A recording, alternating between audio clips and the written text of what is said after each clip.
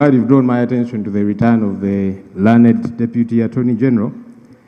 I raised something here yesterday and two rulings regarding two particular prisoners. One, Anthony Agaba versus the state, also known as Bobby Young. Another, Yasin Sechitoleko, also known as Machete versus the state. They applied for bail in the High Court. And court said, look, you are not properly before us. Why? Because your matters have not been transferred from the military courts to the civilian courts as per the ruling of the Supreme Court on 31st January of this year. Now, these people are in limbo, they are in abeyance, and that's problematic for justice because the DPP has not preferred formally charges so that the High Court then takes over. So High Court is saying, we don't know you people. Meanwhile, the military court is funked as official because the Supreme Court said transfer all those files. So we would like to know what exactly is happening. Where do these people go? Because they cannot go back to the military court, which is funked as official. The High Court, which they are running to, is saying, we don't know you. You have not been brought before us formally. And so they are stuck. It's now coming to, 3/4 of a year. What should they do? And I was saying that in light of now the DPP has even been promoted to principal judge. Hopefully there will be another DPP soon. What should they do? Maybe guide us, because they keep asking us and their lawyers. We don't know what to tell them. But finally, Right Honourable Speaker, now that Doug is here, he could respond to this as well. We passed the Political Parties and Organizations Amendment Act here. It was passed by this House. Many of us were, of course, bothered by the process. Stakeholder engagement did not happen as should have. But you see, that law is now law. Even as we challenge it in court, wherever and so on, it is existing law until we see what court does say. So that law created two, you can call them departments. One for parties that have no representation in Parliament, the other for parties which are represented here in this House, and they called it IPOD. So by virtue of law, we are all conscripted into IPOD. We are there by force. That's the law anyway, as it is now, until whatever gets to happen to it. Now, the Ministry of Justice and the Attorney General was meant to bring regulations, of course in consultation with the stakeholders, including us, who are in IPOD by force, because that's the law now. The regulations have not happened. We have not been consulted. And yet we hear there is a lot that's happening. There is meant to be an MOU. That MOU is meant to be done in consultation with all the stakeholders.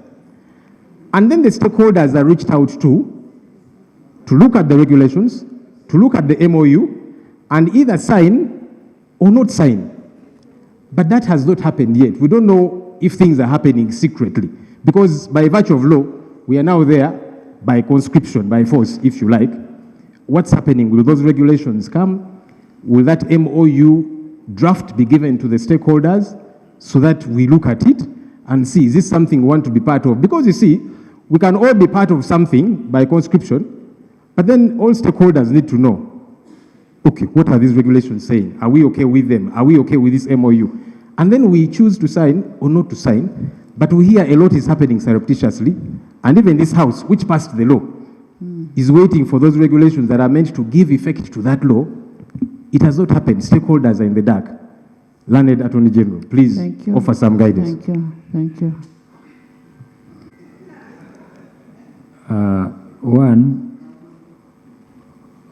The leader of opposition, you've made a reference to a ruling that you tabled yesterday, which I've not yet had the privilege of looking at. But be that as it may, yes, the Supreme Court made a decision, and I have stood on the floor of Parliament before and told you that there are processes ongoing, and I do understand that they may not have moved at the pace that you require them to, but I did pledge here when my brother from Kasese raised the issue of SG. I said, these files are moving, give us time. the office of the DPP is working. We pledged as government, as a ministry, because we are bound by the decision of the Supreme Court. We will meet it. Just give us time. On the issue of IPOD, we are working on the regulations. Give us the necessary time. They will come. I beg to Thank you. Next. If you could offer some further clarification, because you see, each time you have raised here on the floor, you have said, give us time. It's coming to a year. These people are in jail. In fact, one can even say illegally, because the court which sent them to jail has no jurisdiction over them, the military court. And now the High Court cannot receive them. How much time? So that they know, they plan. I don't know if you've been in jail. I know you have been in the opposition before. I don't know if at that time they did incarcerate you. But for those who have been to jail and you do not know your fate, it's problematic. These people are requesting to know at least a bit of an idea of time. And finally, Honorable Speaker, on the question of IPOD, because you've also said give a bit of time, maybe that should also be clarified, because we hear a lot is happening surreptitiously. We've seen some people signing MOUs, and we are saying as stakeholders. Which people? We did see a political party. As a leader, tell us, we've seen DP. The President and Secretary General of our colleague party, the Forum for Democratic Change, went and signed an MOU. It was in the media and so on, which is okay. That's actually not the issue.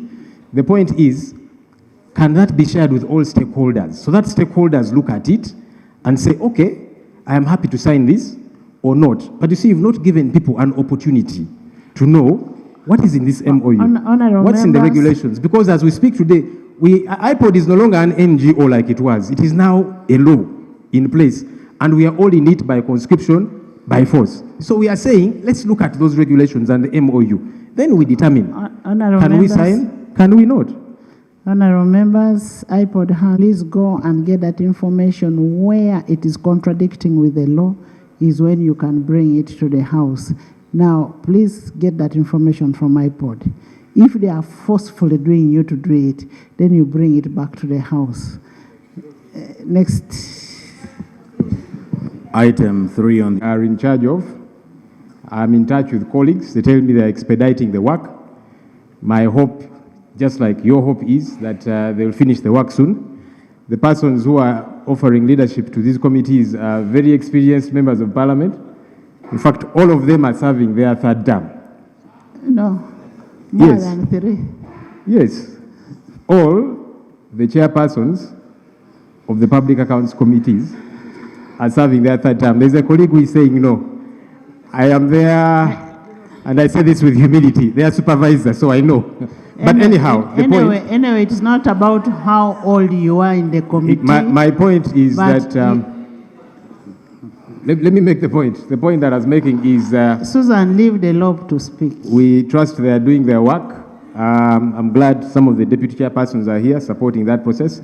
We hope that work comes through very soon.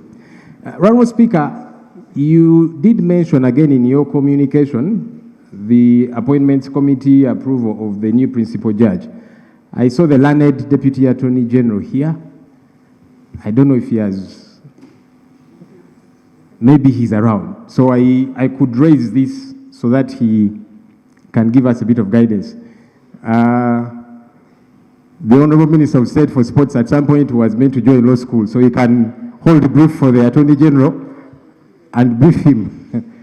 But this is a serious matter, Honorable Speaker, and that's why I had thought it would be good for the learned Deputy Attorney General to be here. Honorable Law. Yes, right. Can I refer you to Rule 176? Let me make use of the rules you gave me, my right honorable speaker. I gave you a gift of rules. The chairperson appointment approved by the committee, and the report shall not be subject to debate. Now, those other issues you want to raise should not be subject to what I brought up. It should be something outside what I brought out. I just wanted to reiterate something that I mentioned yesterday, and you guided that the Attorney General would be here He's coming to back. respond. Maybe when he returns, you will give me chance. So I'm Thank not you. making Let's reference to wait for him the to work come. there, so we can wait for him. Thank you. Next item. Article 22 is crystal clear on Give authority to government to bring a bill. I now want to invite the Minister of Health to table the In the rest who have congratulated you for having attained the highest position within our arrangement and our mighty party NRM. Right Honorable Speaker, again, allow me congratulate your parents for the humble bringing up that has made you to achieve what you have achieved so far. And we Thank expect you. more. Thank you so much. Thank you. You have a certificate of financial implication? Right Honorable Speaker and honorable members, I beg to move that the bill entitled the National Drugs and Health Products Authority Bill 2025 be read the first time, and the certificate of financial implication is here attached. I beg to lay both the bill and the certificate. I Thank beg you. to lay. Thank you so much. Thank you, Honorable Minister. A report by the Auditor General on special audit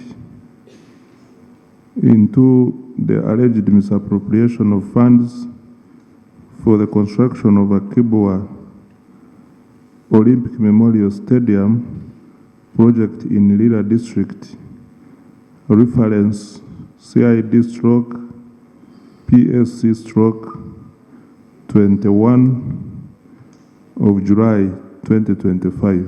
I beg to lay. Thank you. The report is referred to the Committee of Park Kosase. Madam Speaker, I beg to lay a report by the Auditor General on consolidated value for money audit